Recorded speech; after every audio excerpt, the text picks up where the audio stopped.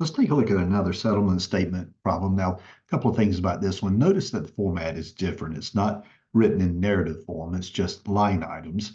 And then secondly, there's a ton of them. Okay, clearly on the exam, you're probably not going to have anything of this level. But having said that, if you can do this one, you're probably going to be in great shape for the exam. As usual, I jump down to the bottom line to find out what the question is. It's actually two questions. How much will the buyer bring to closing, and what is the seller's net? Clearly, you would not see this on the exam because typically we usually ask one or the other, not both in the same problem, but we can solve both in the same problem. So I'm going to come over here and I'm going to set up my grid. I'm going to deal with buyer debits. I'm going to deal with buyer credits.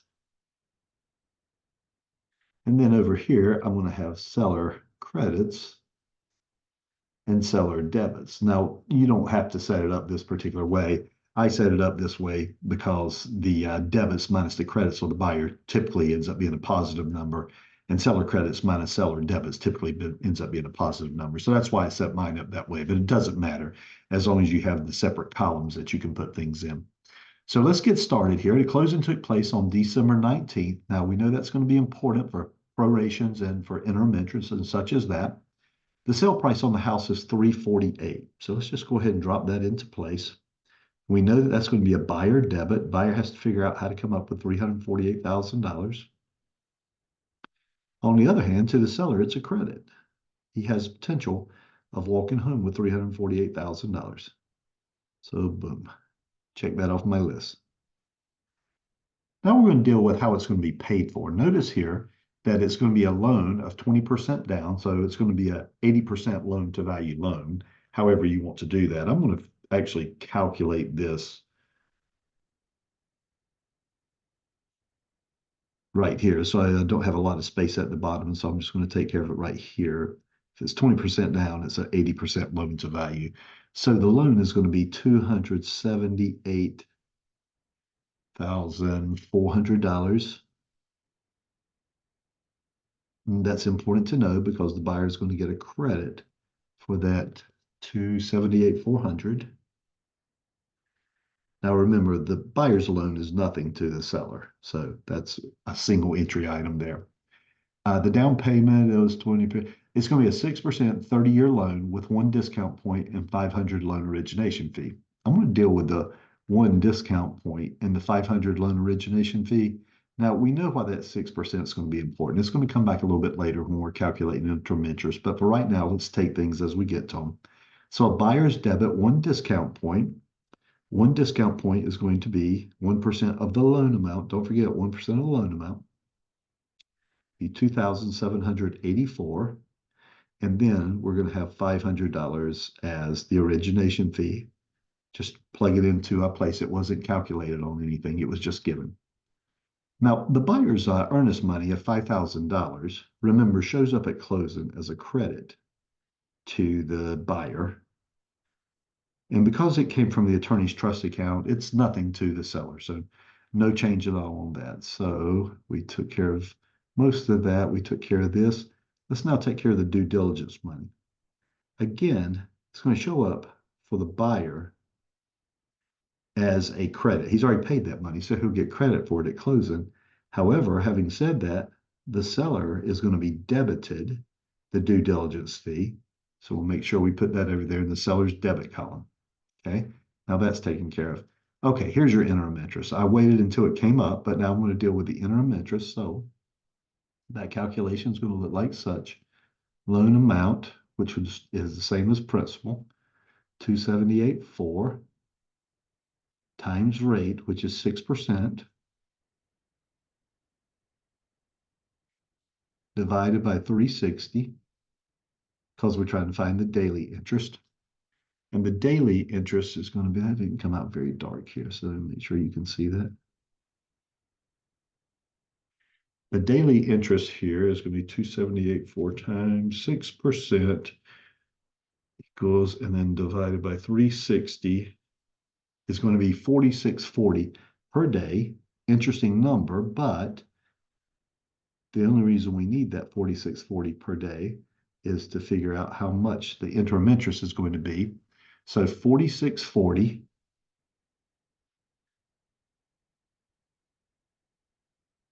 times, now remember, in interim interest, it's going to be 30 minus 19, 30 minus the day of closing plus 1.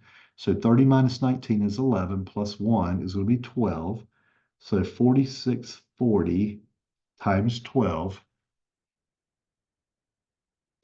means our interim interest is 556.80. Okay, and that's certainly going to be a debit to our buyer. It's the buyer's loan, so he's the one that should pay interim interest. So I'm going to drop that over here, 556.80, buyer's debit column. Nothing to do with the seller, of course. Okay, so now we've dealt with that. Now notice what it says about the seller's loan payoff. A couple of interesting things going here. That clearly the loan payoff is going to be a debit, but that's what he owed on the first of the month. So he also accrued $898 in interest from the 1st to the 19th. Now, we didn't make you do a calculation. We just told you how much it was in this particular case. But all of that, of course, is going to go to the seller's debit column, the seller's loan payoff, plus the accrued interest after the 1st to the closing date. So we have that taken care of. Let's move down to the next item here. The taxes are $28.96 for the year. Let's solve this over here. Maybe we can see it a little better. $28.96 for the year divided by 360, meaning that the taxes are 2896 divided by 360, $8.04 per day, 804 per day. Now, this one's a little bit interesting. Notice what they tell us to do in this case. The taxes are unpaid, and the parties will pay their respective shares. Now, if we draw our timeline here, up to December 19th, the seller hasn't paid any taxes, and the buyer is going to own it the last 11 days of the year. So typically what I do in this case is I take the shortest distance, which would be 11 days. So 11 days times 804 per day.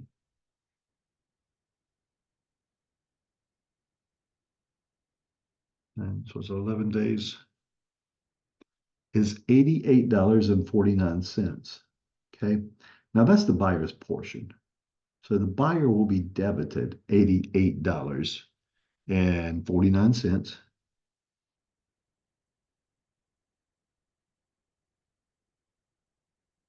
$0.49. And then the way I solve the sellers is I just take the taxes for the year, which were $28.96. I subtract out the $88.49. Right, let me try that. 2896 minus 88.49. No, that's not right. Mine came out to 2,000, 5,000 something. That can't be right. So let's try it again. 2896 minus 88.49 equals, there you go. That looks better. 2,807 and 51 cents, it looks like. Okay, that was debit buyer. So this is going to be debit seller. And I just drop it over here in the seller's debit column. 2,807.51. Now our taxes are taken care of for the year. Hazard insurance for the first year is going to be a cost to the buyer, of course. He's the only one that's going to need hazard insurance at this point, at least on this property, at this closing. Let's see, the next line item says appraisal of 400 and credit report of 65 were paid outside of closing. So technically they don't affect the numbers today. So let's deal with the next bullet item. We're not even going to put the appraisal and the credit report in. Buyer to escrow 3 months of property taxes and 2 months of hazard insurance. In this case, that's a different item right there. So we'll hold that off for just a second. So 3 months of property taxes and 2 months of hazard insurance. Now remember, if the buyer puts less than 20% down, or in this case, he did put 20% down, The lender may require them to escrow for taxes and insurance, and that's all that's going on in this particular case. So 3 months of property taxes, does it make sense to you to take the 2896, divide it by 12, and then just simply multiply it by 3 months? So 2896 divided by 12, I have that's 241.33 per month. It's 241.33 per month times 3 months equals $724. So there's your tax escrow for the buyer, again, going to the seller's debit because it's coming out of his pocket. 2 months of hazard insurance, I'm going to do the same thing, 648 divided by 12, 648 divided by 12 is $54 per month. And it looks like we're collecting 2 months of hazard insurance. So 2 times 54 will be 108. So there's your escrow collection for your buyer on that.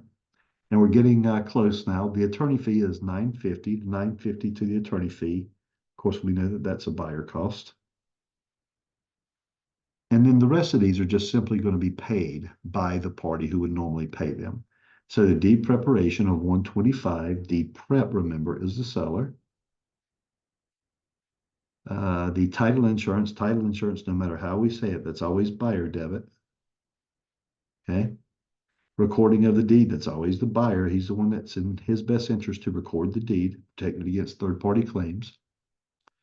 Recording of the deed of trust. Well, that's going to protect the lender, but the lender's certainly not going to pay it. So they're going to charge it to the buyer. The excise tax is going to be the state rate. The state rate says simply take the sale price. Let me come down just a little bit and remind you what the sale price was. Sale price was $348. So we're going to take the sale price of $348, divide that by 500.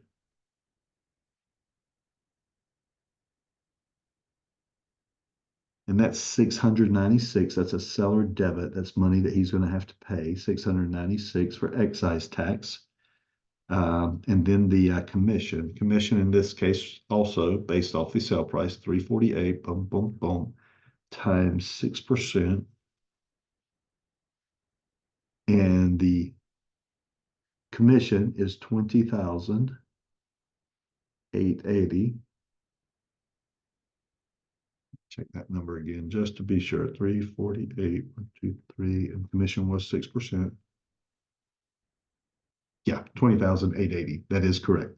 Now, once you get everything plugged into place, it's probably going to be wise to just take a long breath and then relax and then start calculating all these numbers to make sure that you don't make a simple mistake. So these are a long list of numbers. Just make sure you're very diligent on this.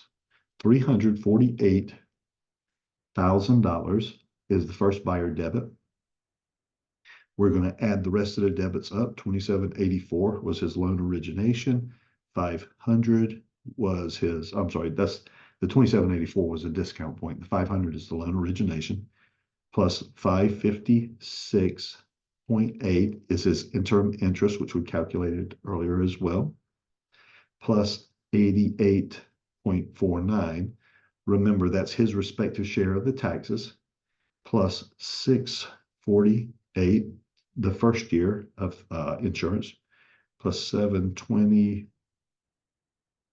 I can't remember what the 720 was. It might have been the escrows, plus 108, plus the attorney fee of 950, plus 514, plus 24 and 24, plus 24, plus 24. Okay. Assuming I didn't make a calculation error on this, the buyer's debits are $354,917.29. Okay. That's a lot. He's got to figure out how to come up with that. But having said that, he gets some credit. So here they come. He gets credit for the loan amount. The loan amount was $278,400. He got credit for his earnest money of $5,000. He also got a credit for $350 for due diligence. Beyond that, he didn't have a whole lot of credits. So credits for the buyer are $283,750. We make a one-time adjustment here.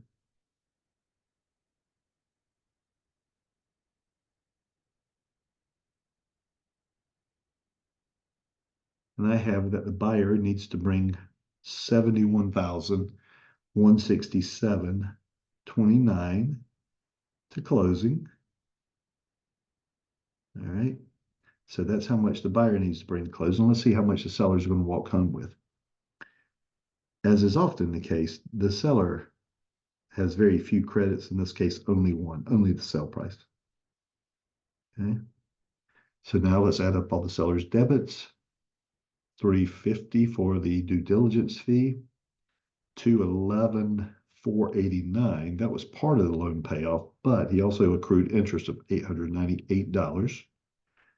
So plus 2807.51 was the seller's share of the taxes.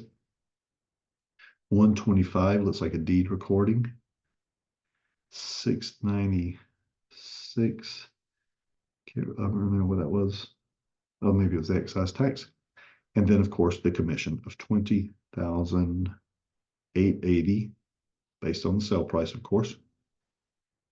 So while the seller sold the house for $348, he had $237,245.51 that he's not going to walk home with because he has to pay it to somebody else.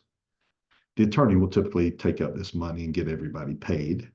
And so the seller will walk home with the difference of $110,754